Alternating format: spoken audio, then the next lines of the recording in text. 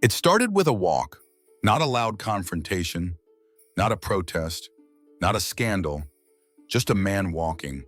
But in a world that still measures dignity by posture and masculinity by stride, even the way a man walks can ignite cruelty. Ezra Langston had done this walk many times, from the side lot to the courthouse steps, sharp and silent in polished shoes, dark gray suit tailored close to the body, a subtle rainbow pin catching the morning sun. He walked softly, as always, with shoulders back, spine straight, but steps light, almost elegant. For him, it wasn't performance. It was simply how he moved through the world. That morning, the air was brisk. It was just after 8. Downtown was still wiping sleep from its corners. And Ezra, as usual, arrived early, not for power, but for calm. What he didn't know was that 4 city police officers were loitering near the sidewalk across from the courthouse entrance. They weren't there on a call, just drinking cheap coffee, swapping last night's complaints. Among them, Officer Derek Vaughn. Ezra's pace didn't falter as he passed, but it didn't have to. Vaughn saw him, saw the rainbow pin, saw the subtle sway in the walk. And just like that, laughter cracked through the air. "Hey, you lost, princess? Or you planning to dance up them steps too?" Ezra stopped, politely, calmly. He reached into his inside pocket and presented his federal ID badge, not out of fear, but because that's what the badge was for. Clarity, authority, safety. But Officer Vaughn didn't even look at it. He knocked the ID from Ezra's hand with the back of his own. "You think I care who you pretend to be hands where I can see them? You're looking real suspicious." Ezra, stunned but still composed, did not resist. Before he could speak again, 2 other officers flanked him. He was pushed against the hood of a police cruiser, hands held behind his back. Not arrested, not booked, just taken, humiliated. Inside the back seat of the cruiser, the door slammed shut. The tint hit him from the outside. No phones, no crowd, just the stale smell of plastic seats and Officer Vaughn's breath as he leaned in close. "You think your badge means something out here? I'm the law. Now take off that jacket." Ezra turned his head, refusing. Vaughn's voice dropped lower. "Fine, I'll help you feel more fitting." From the front seat, Vaughn pulled out a pair of electric clippers, battery-powered, always ready. Ezra closed his eyes. He didn't plead, he didn't shout, and when the blades buzzed to life, he didn't flinch. With careless force, Vaughn shaved a harsh strip into Ezra's left temple, down through his neatly styled hair. Cruel, uneven, loud. The other officers didn't intervene. One even laughed. And when it was done, Vaughn tossed the clippers aside and whispered, "There, that's more you." Ezra said only one sentence. "You'll remember this morning." Then he was let go. No charges, no paperwork, nothing to suggest anything had happened. He buttoned his coat, adjusted his collar, and retrieved his ID from the pavement. His fingers brushed the dent in the plastic casing. A small fracture, but enough to leave a mark. He didn't look back. He didn't cover his head. He walked, hair jagged on one side, tie perfectly straight, a storm behind his eyes. The courthouse doors opened for him. He didn't pause to explain. He didn't need to. The walls knew his name. The bench knew his voice. And in just a few minutes, so would the man who had tried to strip away his dignity. Because Ezra Langston wasn't just another man on the street. He was the judge presiding over one of the city's most high-profile cases involving police brutality. The very courtroom those officers thought they protected had belonged to him. And this story, it was just beginning. If you believe justice begins with truth, don't miss the next chapter of Ezra Langston's story. Subscribe to Heart's Story, where courage walks into the light.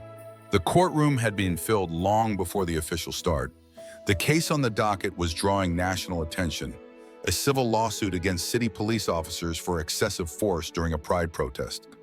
A young gay man had been thrown to the ground, his rainbow flag torn from his hands, his nose broken. The images had gone viral. The question now was whether anyone in uniform would be held accountable.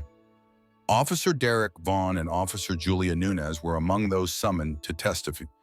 Vaughn, older and heavyset, sat near the front, restless in his seat. Julia, younger, quieter, sat behind him, hands folded in her lap, eyes fixed forward. They had been briefed, prepped, rehearsed. They thought they knew what to expect. Then the doors opened.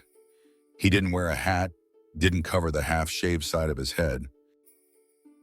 Ezra Langston entered exactly as he had exited that unmarked police cruiser, straight-backed, lips firm, walking with the same soft precision that had drawn mocking laughter just an hour earlier.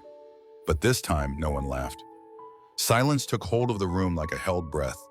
He crossed the chamber without a word, his polished shoes echoing on the floor. The jagged strip of bare scalp gleamed under the lights. His face was calm, his gaze never drifted from the bench. And when he stepped up to it, he didn't hesitate. He turned. He looked over the courtroom. Officer Vaughn paled. For the first time in years, he seemed to shrink inside his own uniform.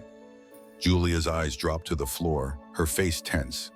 The attorneys whispered to one another, glancing from Ezra to the file in their hands. No one had seen this coming. Ezra didn't acknowledge the tension. He didn't point, didn't name what had happened. He simply began, "Court is now in session, Langston presiding." His voice rang clear and steady. No stutter, no tremble, just law. As he took his seat behind the bench, the entire room rose.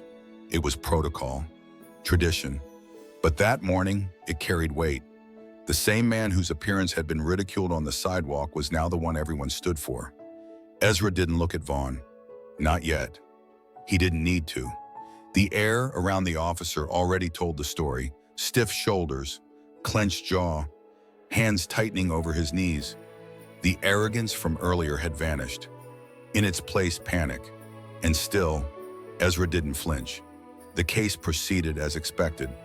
Opening arguments were heard. The plaintiff's lawyer presented footage from the protest. The defense attempted to shift blame. And Ezra, through it all, listened with the same composure that had defined his entire career. But something else lingered in the room. A quiet knowing.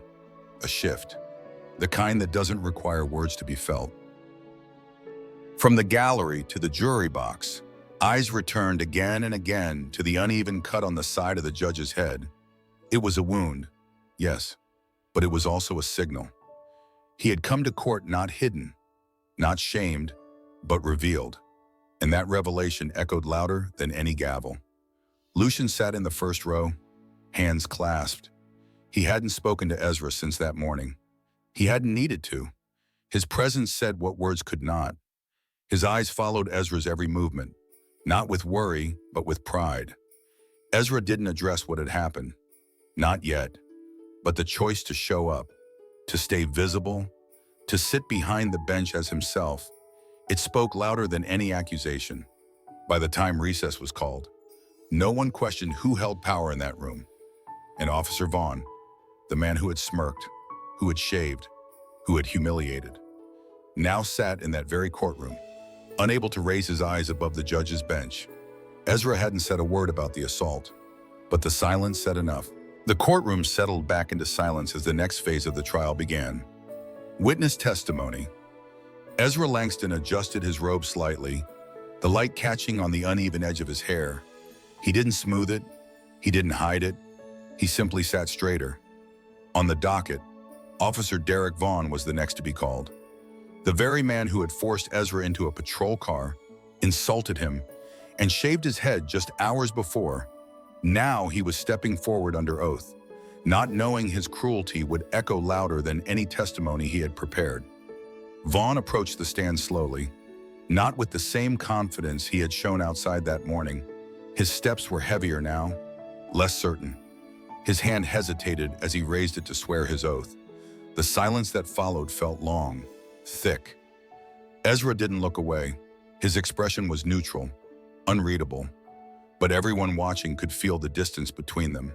2 men, 1 bench, 100 truths. The prosecution began questioning Vaughn about the protest. Standard questions. What did he witness? What actions did he take? Why was force used? Vaughn gave rehearsed answers. He kept his eyes low, his voice clipped. He never once looked up toward the judge's bench. Then Ezra leaned forward. His voice, clear and calm, filled the room. Officer Vaughn, please describe your involvement the morning of the incident. Vaughn nodded, reciting the prepared version of events. Ezra waited. Then, gently, without raising his tone, he asked, "And what about this morning?" The room stiffened. Vaughn blinked. "Excuse me, Your Honor." Ezra didn't repeat himself. He didn't need to. He held Vaughn's gaze for the first time. Steady, quiet. The question hung there, sharp and still. "Did you cut anyone's hair this morning?" Officer Vaughn. It was a question wrapped in calm, but it struck like a gavel. Vaughn hesitated. His lips parted, then closed again. "No, sir." 1 word, 1 lie. Ezra didn't move, but someone else did. From the second row of the witness seating, Officer Julia Nunez stood up. Her voice was shaky, but she didn't sit back down. "Your Honor," she paused. "I witnessed Officer Vaughn detain you without cause this morning, and I saw him use a clipper to shave part of your hair. There was no justification, no paperwork, no arrest made. He did it to humiliate you." A gasp rippled through the room. The gallery stirred. One of the reporters dropped a pen. Every eye shifted toward Julia, then back to Ezra. Vaughn turned red, then pale, then still. Ezra nodded slowly, not with anger, not with triumph, just quiet acknowledgement. He turned to the bailiff. "Officer Derek Vaughn is to be remanded into custody for unlawful detention, battery, and obstruction of justice pending further investigation. Please escort him from the courtroom." The bailiff hesitated only for a moment before moving forward. Vaughn didn't protest. He didn't shout. He simply stood, head down, as the handcuffs clicked into place. Lucienne, seated in the first row, clenched Ezra's hand as it returned to rest on the bench. The contact was brief, but enough. Ezra's face remained composed, but the weight in the room had shifted. Julia remained standing. Ezra looked at her directly. "Thank you, Officer Nunez. You may return to your seat." Her shoulders dropped, but her head remained high as she sat back down.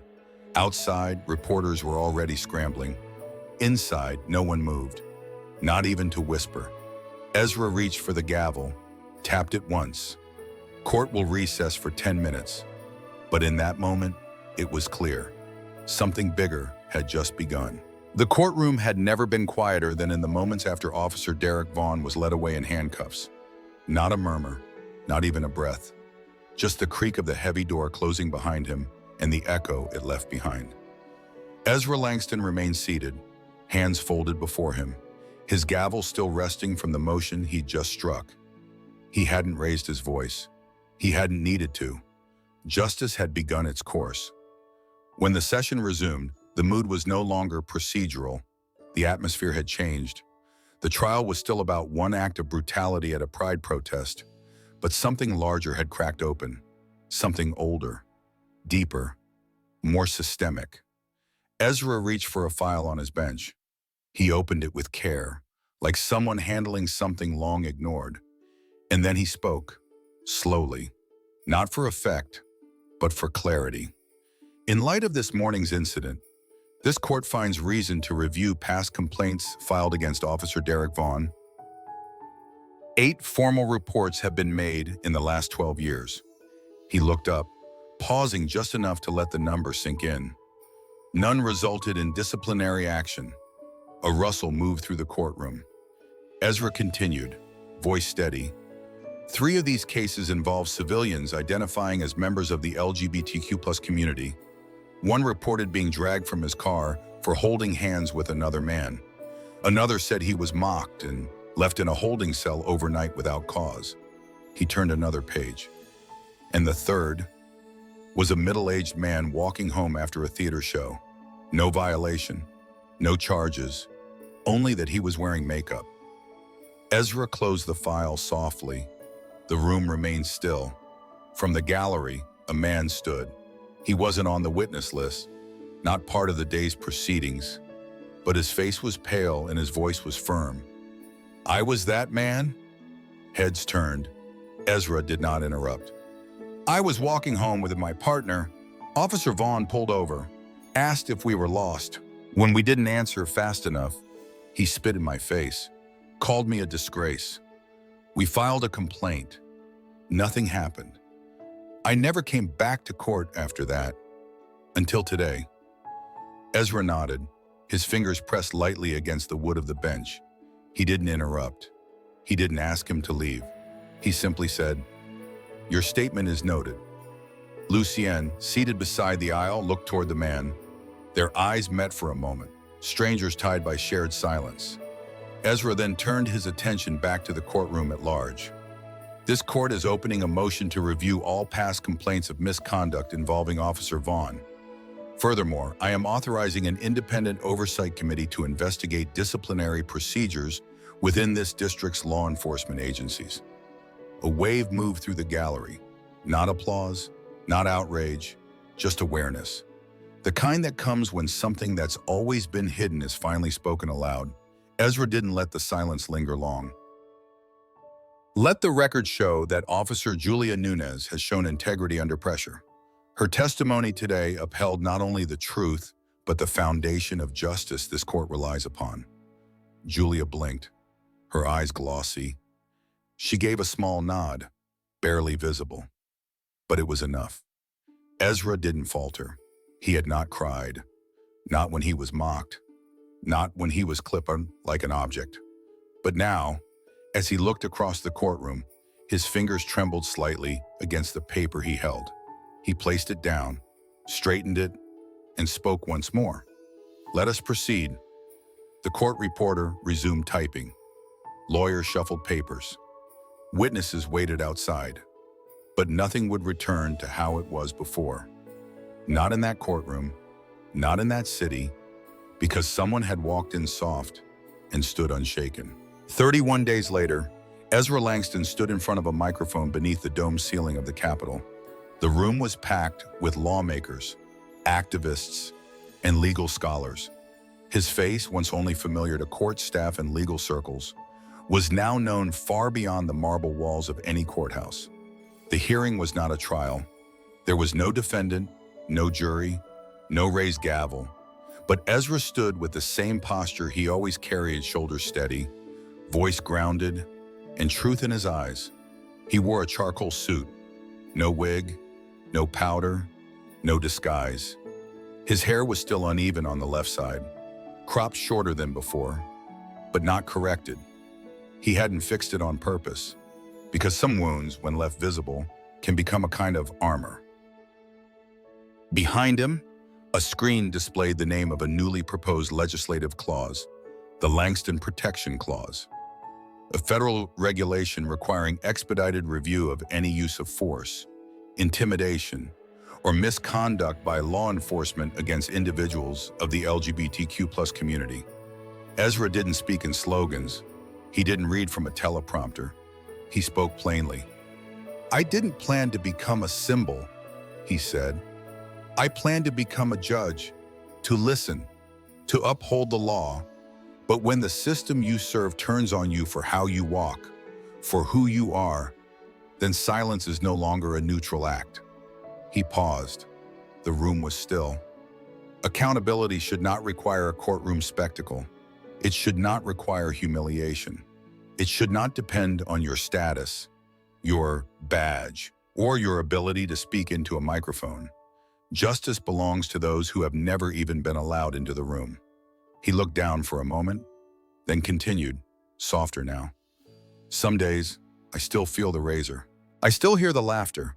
But I also remember the silence that followed, when the courtroom stood, not for my pain, but for what it revealed. He closed with a single sentence. The law is not meant to shelter the powerful. It is meant to protect the human. When he stepped away from the podium, the room did not erupt. No one clapped. Not because it wasn't powerful, but because it was too real, too close. In the weeks that followed, the Langston Clause passed through committee with overwhelming support. One morning, while visiting a public school as part of a civic education program, Ezra found himself sitting in a circle of 8th grade students. They were wide-eyed, curious, unfiltered in a way only children could be. One of them, a small boy with round glasses and a rainbow patch sewn onto his backpack, raised his hand. "Judge Langston," he asked, "were you scared?" Ezra smiled. It wasn't a politician's smile.